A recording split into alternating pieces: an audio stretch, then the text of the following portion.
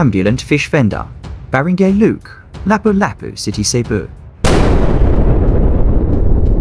Sa ambulant fish vendor, maaari kang makahanap ng sariwang isda na diretso mula sa karagatan.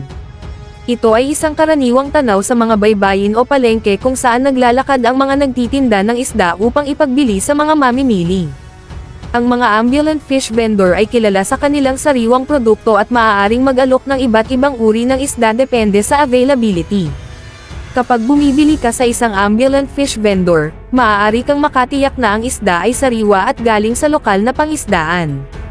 Karaniwang may kasamang mga karinderya o tindahan na nagtitinda ng mga sangkap para sa pagluluto upang mas mapadali ang iyong pagbili ng isda at iba pang kailangan.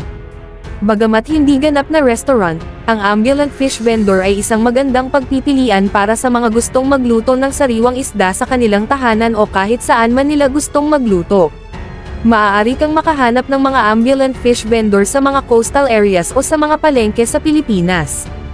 Kaya't kung gusto mong masiguradong sariwa at dekalidad ang iyong isda, maaari kang magtungo sa mga ambulant fish vendor sa inyong lugar.